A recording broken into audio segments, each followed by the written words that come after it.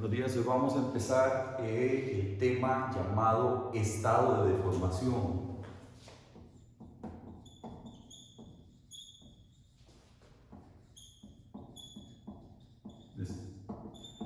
La deformación, bueno, en inglés se le dice o se le nombra como strain. Y la deformación va a ser debida básicamente a dos causas: a la existencia de cargas externas en el elemento o a cambios de temperatura. Esas van a ser como las dos razones, ¿verdad? Presencia de cargas externas o bien cambios de temperatura. Ambas causas generan deformación. Entonces, en el esquema que hemos venido trabajando, teníamos fuerzas externas que producen fuerzas internas,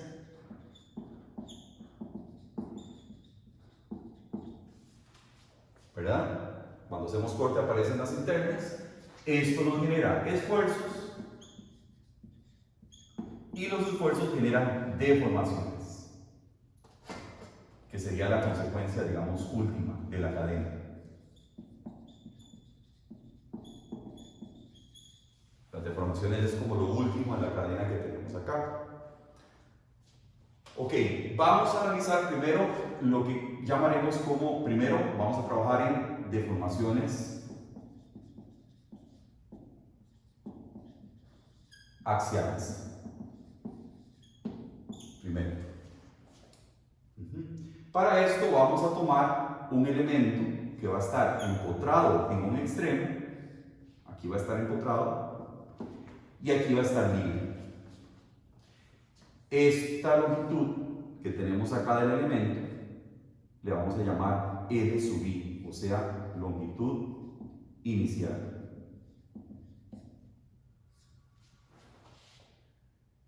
Cuando nosotros aplicamos la carga, vamos a aplicarle una carga en tensión P. Esto se va a alargar,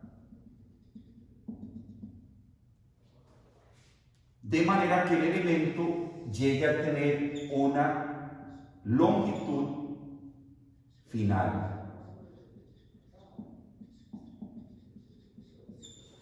Pasamos de una longitud inicial a una longitud final, tomando en cuenta lo que el elemento se alargó. ¿Por qué se alargó? Porque la carga que estamos aplicando es en tensión. Ese es un tema importante que vamos a ver después.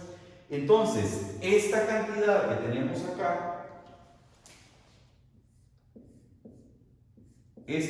acá, le vamos a llamar como delta, con la letra griega delta.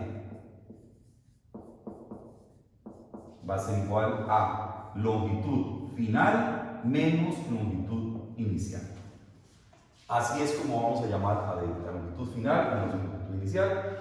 Se reconoce con esta letra griega y como estamos restando longitudes, tiene unidades de longitud.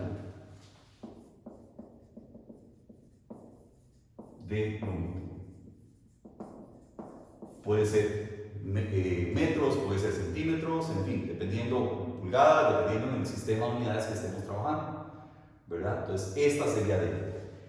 Vean que quién nos va a dar el signo. Si yo estoy aplicando una fuerza en tensión, L final va a ser más grande que L inicial, entonces la delta va a ser positiva. Si yo hubiera aplicado una fuerza en compresión, la longitud final hubiera sido menor que la longitud inicial, entonces hubiera sido negativo. El signo nos lo da la resta, tomando en cuenta las diferencias de longitud que tenemos. Entonces, esta sería delta. A esto también le conocemos como deformación lineal. Lineal porque estamos restando dos líneas. Así sería. En este caso, tenemos empotrado este extremo y libre el otro, por lo tanto, toda la deformación se está dando hacia el otro lado, ¿verdad? Esto no se puede deformar porque está empotrado. Yo podría tener otra condición de apoyo y teniendo exactamente la misma viga, digamos, la misma viga, la misma longitud, la misma barra, con una longitud subir, esa misma. Las dimensiones van a ser iguales, lo único es que no voy a encontrar este extremo, lo voy a dejar libre y voy a aplicar cargas P y P. Como aquí no está empotrado y aquí tampoco, el elemento se va a alargar de los dos lados. Entonces, aquí se nos va a venir ¿cuánto? Delta medios. Y del otro lado también se va a alargar ¿cuánto? Delta medios. Se está alargando para acá y para acá. Aquí no se podía alargar ni encoger porque está empotrado. Aquí al estar libre, como estoy aplicando fuerza en tensión, en ambas direcciones se va a alargar. Vean que esto llega a tener aquí una L final. Entonces, delta sigue siendo L final menos L inicial, sigue siendo igual. Solo que se va a repartir la mitad de esa delta se viene para este lado y la otra mitad para este lado. Porque ambos extremos se pueden deformar, se pueden mover. ¿Ok? Entonces, estas son las dos condiciones o posibilidades de apoyo que tenemos. Uno empotrado, otro libre, o los dos libres, de manera que los dos se deformen. Esta también sería una delta y tendría unidades de longitud. Existe otra deformación asociada o relacionada con esta, pero no es la misma. Está asociada, pero tiene un significado un poco diferente. Luego hacemos un esquema para entender. Y es la que llamaremos como épsilon. Otra deformación unitaria, épsilon. Perdón, es otro tipo de deformación lineal, otro tipo de deformación más bien axial, épsilon. Épsilon lo vamos a definir como lo siguiente: L final menos L inicial entre L inicial. O lo que es lo mismo, épsilon es igual a delta entre L inicial, siempre entre L inicial. Vean qué interesante. L inicial siempre es una longitud positiva, entonces no aporta el signo lo va a aportar el cambio de longitudes, como siempre, ¿verdad? ¿Y qué unidades va a tener ahora? Estamos dividiendo unidad de longitud arriba entre unidad de longitud abajo, por lo tanto es adimensional.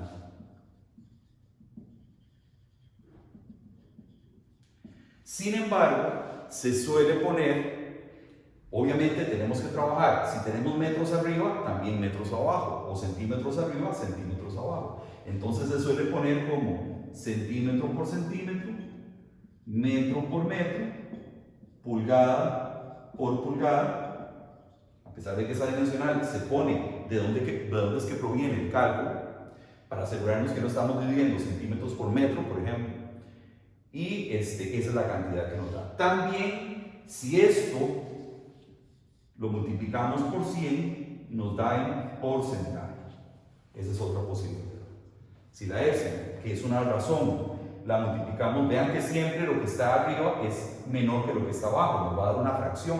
Si eso lo multiplicamos por 100, nos da un porcentaje de deformación, que también es posible. Características tanto de delta como de épsilon, ambas son axiales, ambas van a tener signo y ambas son pequeñas, estamos hablando de cantidades pequeñas. Por ejemplo, de épsilon estamos hablando de cantidades menores al 0,1% aproximadamente. No es una cantidad muy grande, porque si fuera muy grande el elemento podría desestabilizarse. Entonces estamos hablando de formaciones pequeñas. ¿Ok? Vamos a hacer un esquema ahora para entender cómo se relacionan bien deformación lineal, delta, con deformación unitaria, épsilon. Esta, como dijimos, esta es deformación lineal y esta otra se le conoce esta otra como deformación unitaria. Esa es la diferencia, ¿verdad? Esta es lineal, esta es unitaria. Copien eso y hacemos un esquema de cómo es que se relacionan ambas.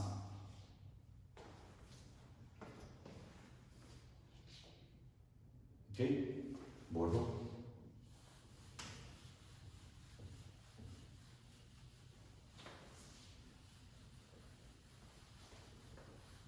Ambas las vamos a utilizar mucho a lo largo del curso, tanto delta como epsilon. Hay que tener muy claro en cuál estamos trabajando, con cuál estamos trabajando.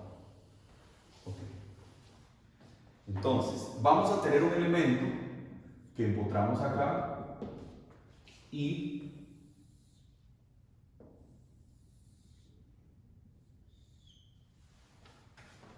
vamos a marcar en él, vamos a encontrarlo en un lado y el otro lado lo vamos a dar libre para que sea más fácil de entender. Vamos a marcar aquí un punto A y a esto le llamaremos el inicial A. Por aquí vamos a marcar un punto B y a esto le vamos a llamar el inicial B. Y aquí, digamos, vamos a marcar un punto C y a esto le vamos a llamar el inicial C. Vean que el inicial A es menor que el inicial B, menor que el inicial C, ¿verdad? Son longitudes diferentes. Entonces, este punto A va a pasar cuando apliquemos aquí una carga P en tensión, este punto A va a pasar a una posición A'. Y lo que se va a generar es una delta A. Este punto B va a pasar a una posición que llamaremos B', con una deformación delta B. Y este punto C va a pasar a una posición C' con una deformación que llamaremos delta C. Yo aquí en el dibujo estoy tratando de exagerarlo para que vean que delta A es más pequeña que delta B y delta B es más pequeña que delta C.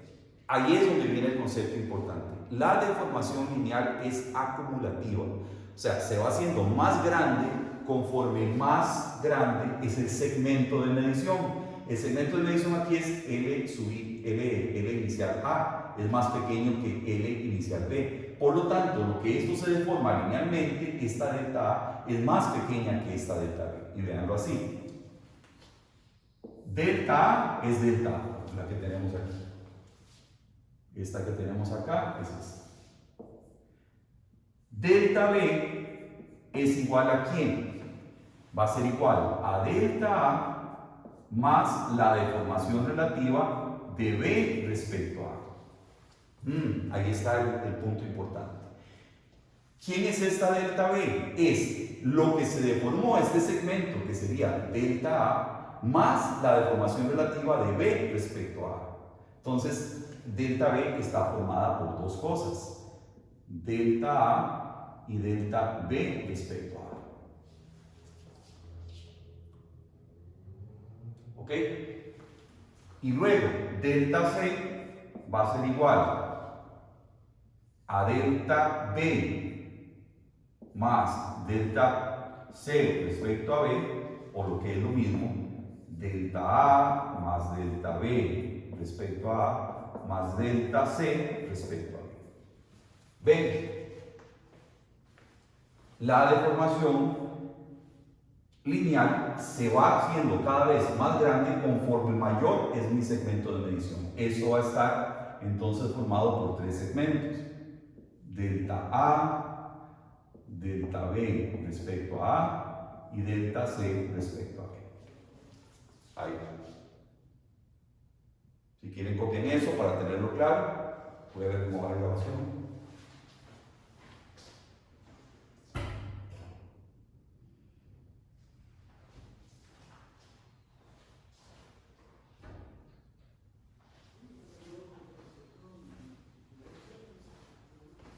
Ok, entonces aquí el concepto importantísimo es este.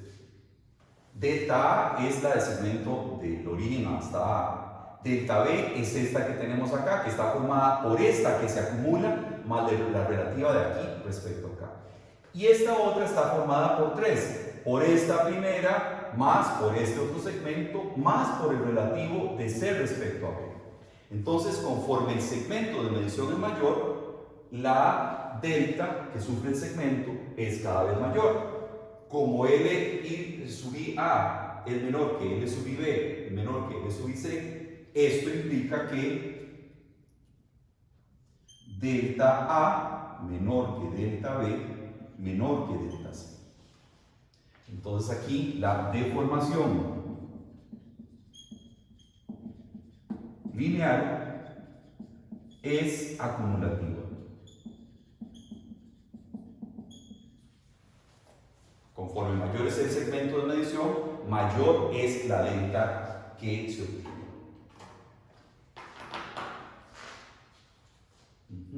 Voy a repasar aquí un poquito esto.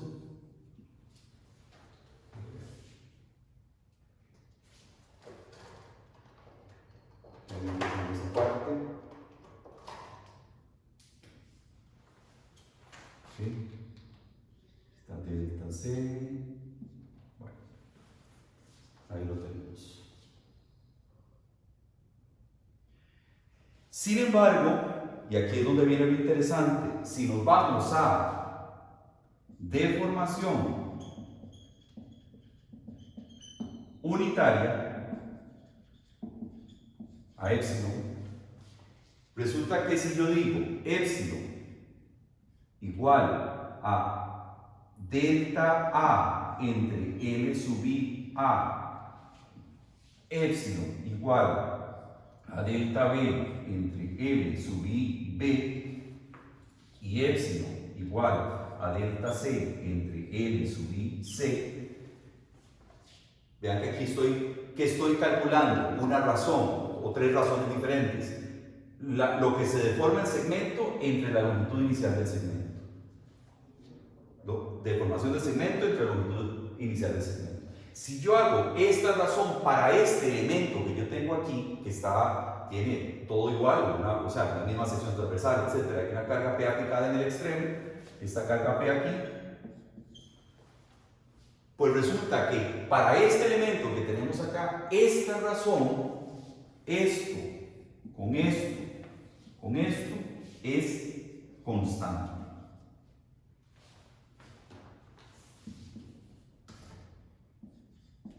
Constante.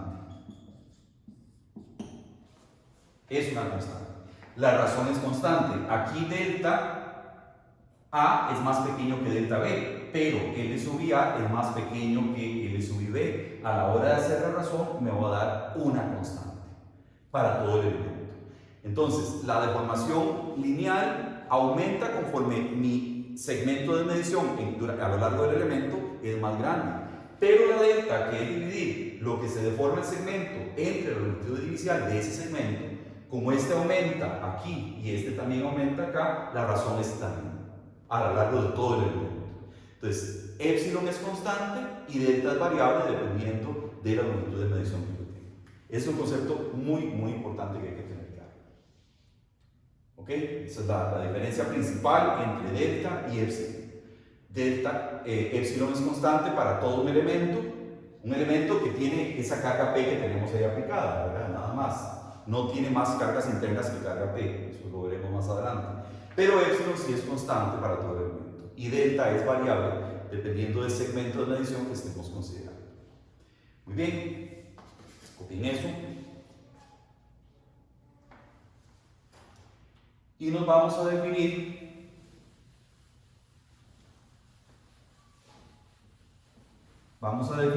la definición matemática de épsilon.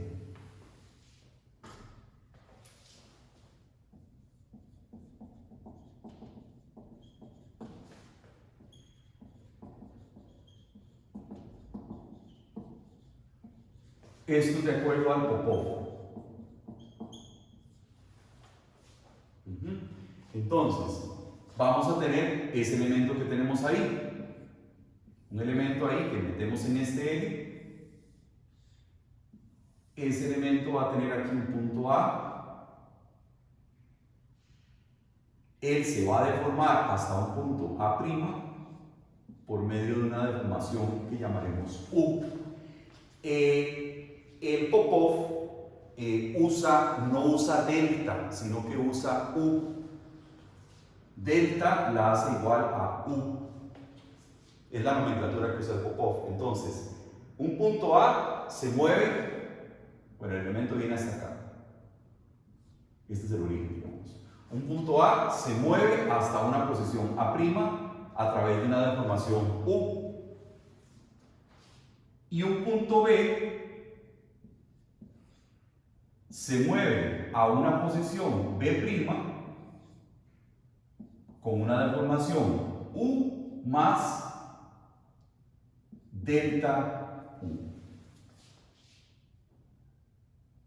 ¿Ok? Esto es lo que se mueve, este punto A de A', pero como vean, bueno, esta longitud que tenemos aquí le vamos a llamar delta X. Como aquí estamos teniendo una longitud mayor que acá, esto se está deformando más que lo que se deformó este primer segmento.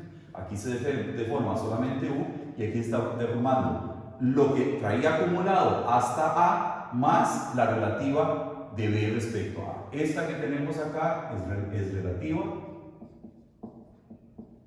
de B respecto a A. Y la U que traíamos es la acumulada hasta el punto A.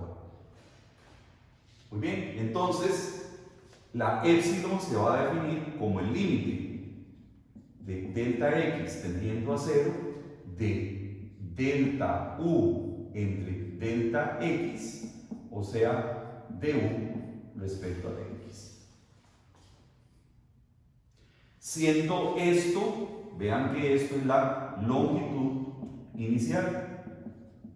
Es lo mismo que vimos en el ejemplo anterior, solo que aquí lo estamos llevando a términos infinitesimales, con longitud del elemento igual a dx, nada más. Entonces, así es como definimos la deformación unitaria U.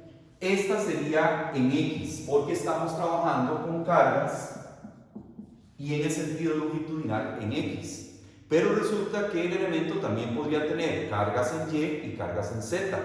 Por lo tanto, deformaciones en Y y deformaciones en Z. Entonces, ahí nos vamos a deformaciones, a derivadas parciales. O sea, si se tiene, aquí digamos le ponemos un eje X, aquí le ponemos un eje Y y aquí le ponemos un eje Z, si se tienen deformaciones en las tres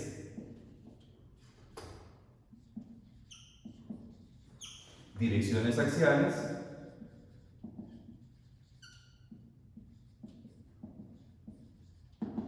entonces vamos a tener lo siguiente: E sub X va a ser igual a du entre dx.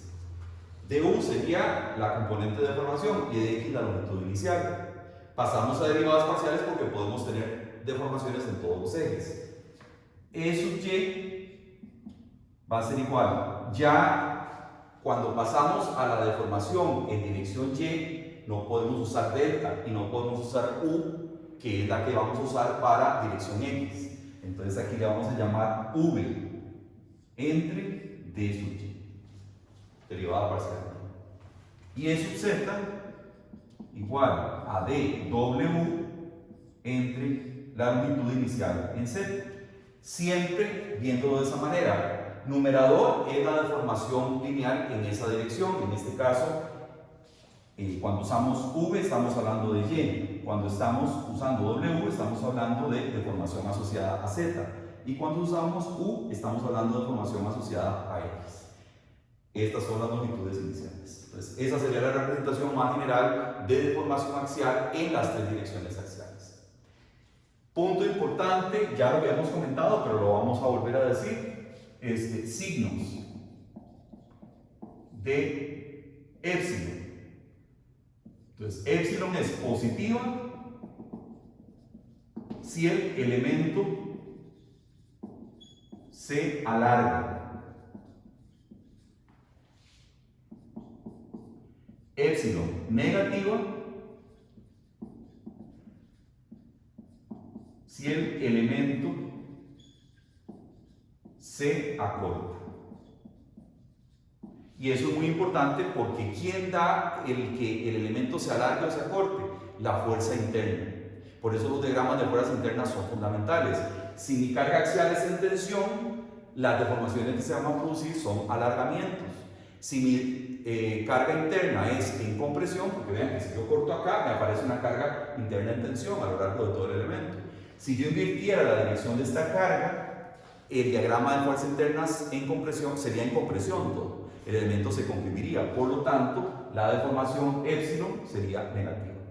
Es importante que tanto épsilon como delta van a tener el mismo signo. Recordemos que delta y épsilon no son los mismos, pero el signo sí es el mismo. Si yo tengo un elemento que se alarga, tanto delta como épsilon van a ser positivas. Si el elemento se acorta, tanto delta como épsilon van a ser negativas. Ok. Bueno, de momento eso es lo que tenemos que decir de deformación, la definición matemática de la deformación axial S. Copien eso para pasar a cortante.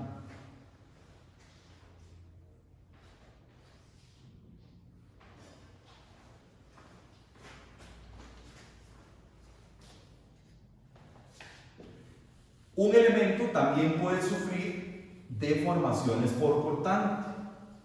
Y las deformaciones por cortante básicamente se van a deber a cambios en los ángulos de un elemento.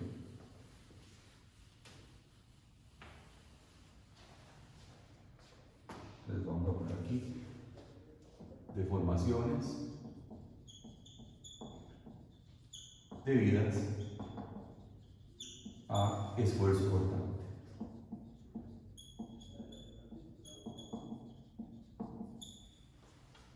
Entonces, por ejemplo, tenemos, digamos, en el plano XY, por ejemplo, un elemento se nos puede deformar así.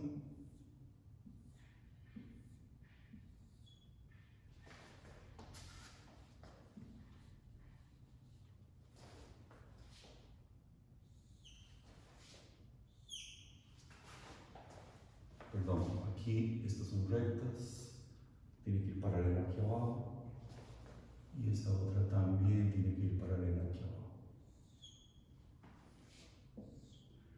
Ven, originalmente ese elemento tenía esta forma. Era un elemento que tenía ángulos inicialmente rectos todos. Debido a la presencia de esfuerzos cortantes, que luego veremos, él se puede deformar de esa manera. Y aquí se forman ángulos. ¿Verdad? Aquí se forman ángulos. Este ángulo que se forma aquí, originalmente este ángulo era un ángulo recto y ahora cambió. Vean que este ángulo se cerró, este ángulo más bien se abrió. La deformación debida a esfuerzo cortante se le va a llamar con la letra griega gamma. Cuando hablamos de gamma estamos hablando de deformación cortante, es una deformación angular, es un ángulo.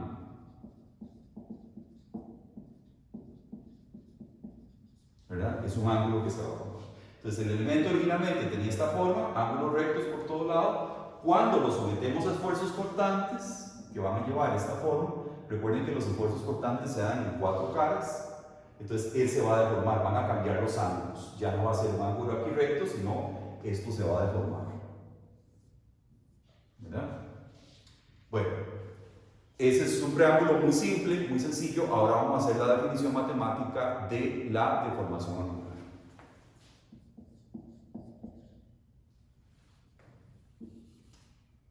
Entonces sería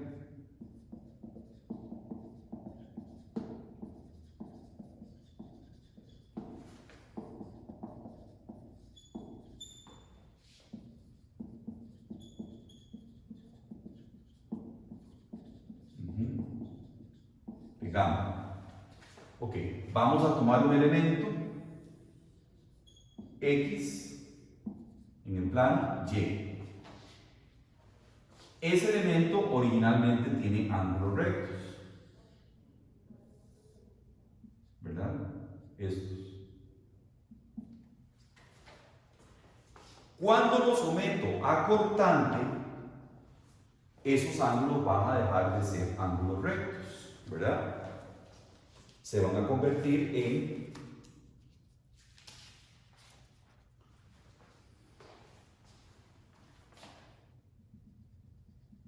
el elemento va a sufrir como esta transformación. Bueno, esto debería ser, perdón, aquí paralelo.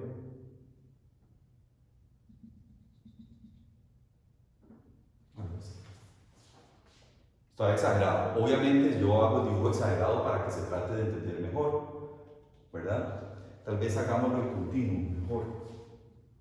Como está en otro color, hagámoslo en continuo. Que no se vaya a malentender. Llega a tener esta otra forma.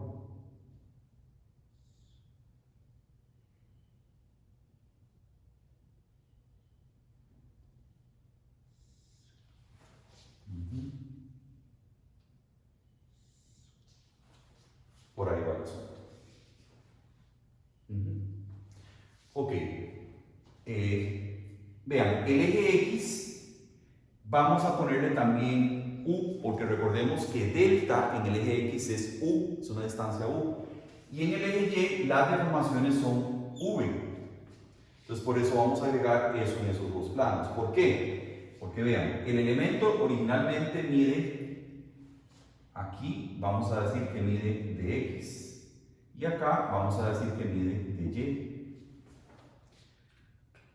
Estas son longitudes iniciales del cubo este que tenemos. Resulta que este punto de aquí se movió para acá. ¿Cuánto se movió? Una deformación que llamaremos dV, que sería ir desde aquí hasta aquí. Y este punto de acá se movió hasta acá, una cantidad que llamaremos dU, porque es la deformación que sufre en esta dirección, en dirección X, el elemento que cambió de forma, ¿verdad? Vean que aquí evidentemente ya el ángulo no es un ángulo recto, es un ángulo que es aquí. Estos se abrieron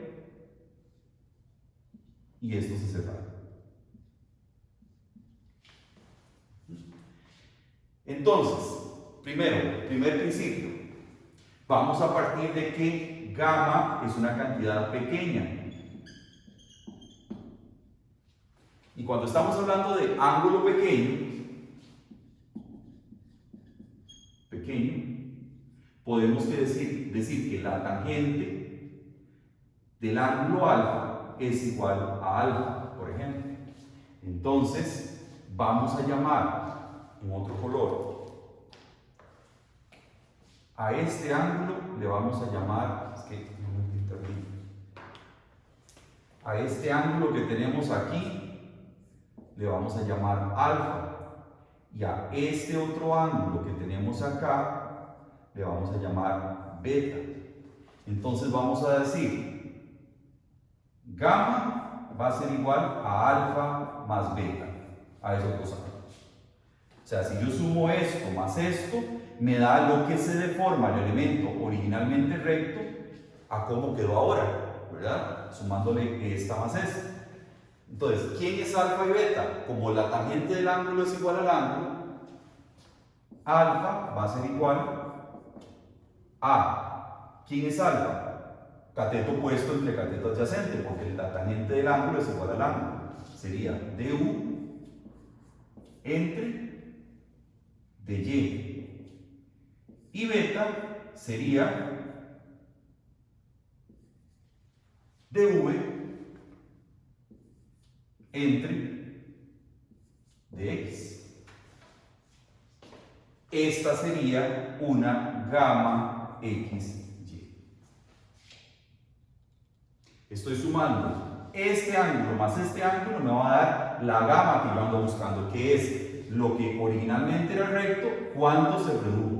O sea, la suma de esto más esto me da gamma, que es lo que yo ando buscando. En este caso, bueno, esto es debido a que el elemento tiene esfuerzos en esta dirección.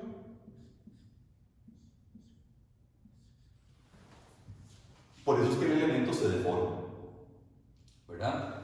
por esa razón.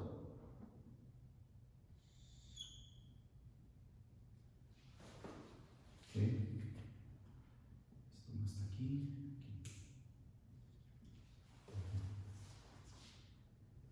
Por eso es que el elemento se deforma, ¿verdad? Por la presencia de esos taos que tenemos ahí. Recordemos que los taos se dan en 4 caras, en esas 4 caras. Entonces, esta sería la expresión para si solamente tuviéramos taos XY, que como vimos en clases anteriores son igual a tau YX, ¿verdad?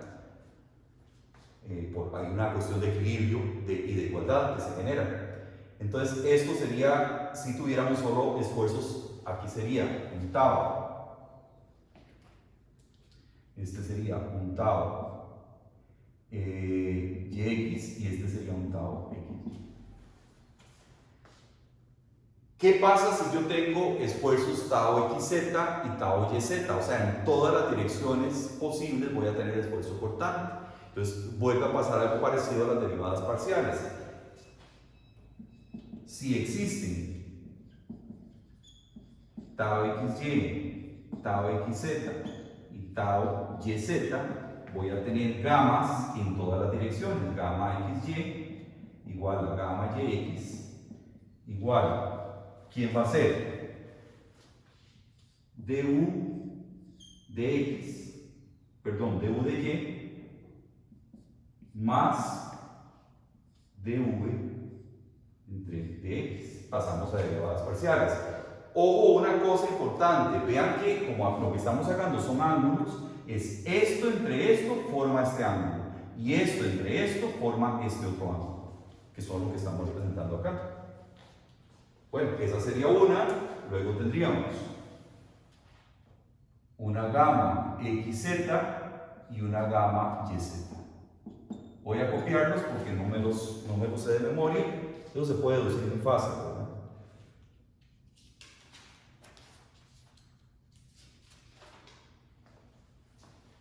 XZ sería dw entre dx más du entre dz. Y esta última sería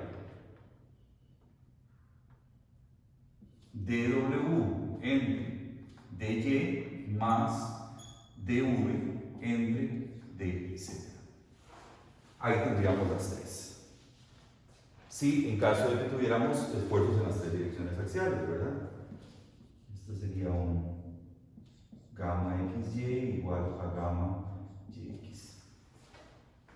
Tendríamos estas 3 posibles componentes de deformación angular. Ok, entonces tenemos 3 posibles componentes de deformación axial y 3 posibles componentes de deformación angular. Y eso nos permite llenar una matriz, o sea, un estado de deformación, que lo podemos ver a continuación.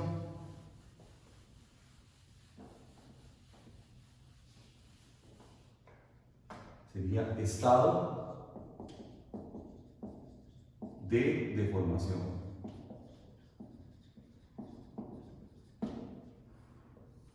Una matriz en la cual yo voy a poner E sub x, E sub y, E sub z, deformaciones lineales unitarias en la diagonal, y gamma xy, gamma xz, gamma yx, gamma yz, gamma zx y gamma zy. En la diagonal ponemos las axiales y en las demás ponemos las angulares. Ustedes en los libros van a encontrar que estas a veces vienen divididas entre 2. Las angulares. ¿Ok? No se enreden mucho, es por lo siguiente, lo voy a explicar de la manera más sencilla. Yo puedo tener un elemento como este, lo puedo sujetar acá y decir que cuando aplico los esfuerzos, el elemento se va a deformar así, ¿verdad? Entonces aquí tendría la gamma. O bien, puedo decir que el elemento está sujeto de este lado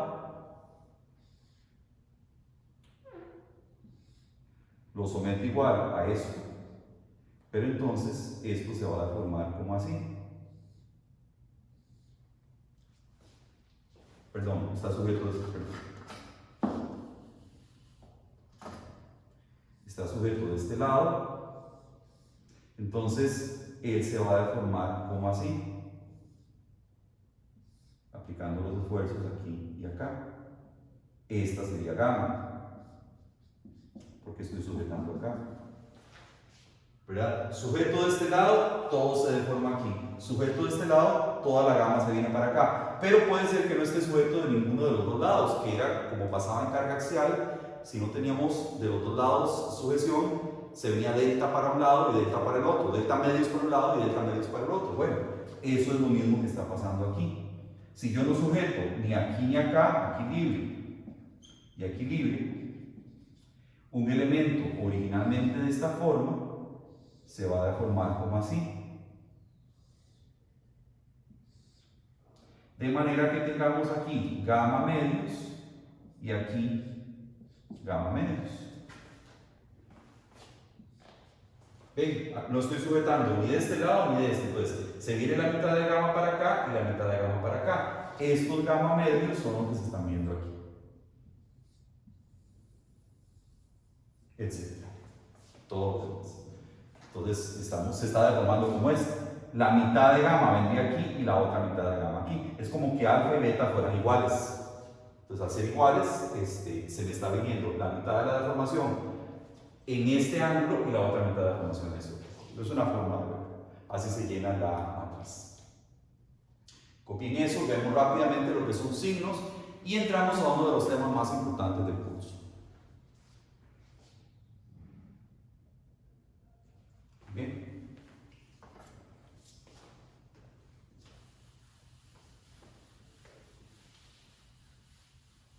Nos falta ver entonces un momento los signos de deformación angular.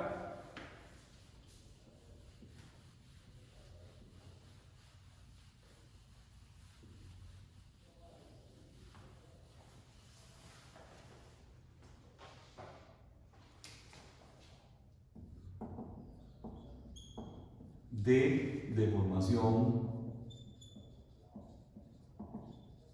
angular gamma. Entonces, tenemos dos posibles formas que el elemento se deforme.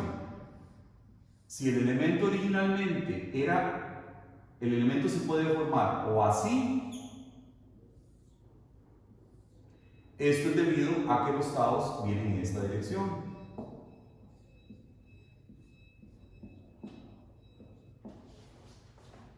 ¿Verdad? Entonces aquí se nos forman gamas. ¿Cómo eran los signos de estos esfuerzos? Taos. Estos esfuerzos taos eran positivos. ¿Por qué? Porque yo tenía primer subíndice, XY, primer subíndice. Me dice, hice un corte perpendicular al eje X. Y Y me dice la dirección que lleva el esfuerzo. Si la punta del esfuerzo apunta a la dirección positiva del eje, era un esfuerzo positivo. Estos esfuerzos son positivos, por lo tanto, estas gamas también son positivas. O sea, las gamas van a ser positivas en la medida en que estén en una condición de esfuerzo de cortante positivo, que sería este caso, cuando el elemento se deforma así. Esto sería positivo.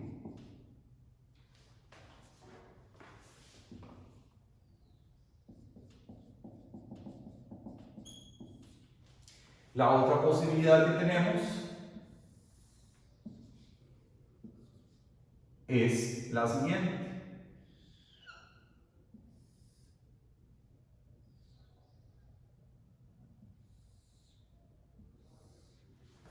Que el elemento se deforme así. Aquí tenemos X, Y, y aquí tenemos tau, tau, tau.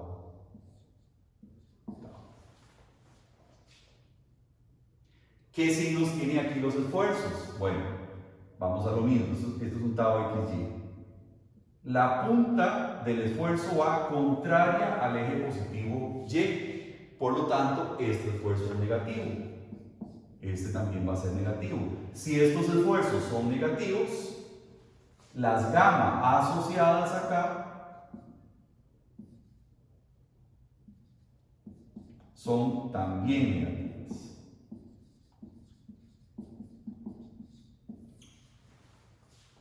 Entonces, si el elemento se deforma así, las gammas son positivas. Si el elemento se deforma así, las gammas son negativas. Ambos casos pueden darse, ¿verdad? O sea, se da uno u otro, pero ambos son posibles. Porque hay equilibrio y estamos cumpliendo con todas las condiciones del caso. Entonces, ahí, así es como leeríamos los signos de la deformación angular. Muy bien, bueno, ya aquí terminamos esta primera parte de la clase y ahorita voy a seguir con la segunda parte, que es muy importante y es lo que nos va a permitir relacionar esfuerzos con deformaciones. De momento hemos hablado de gammas, hemos hablado de deformaciones por un lado y de esfuerzos por otro, pero vamos a ver cómo se vinculan. Y esa vinculación sí va a depender del material. Eso es lo que seguiría a continuación. Entonces ya voy a parar aquí un momento y continuamos ahora.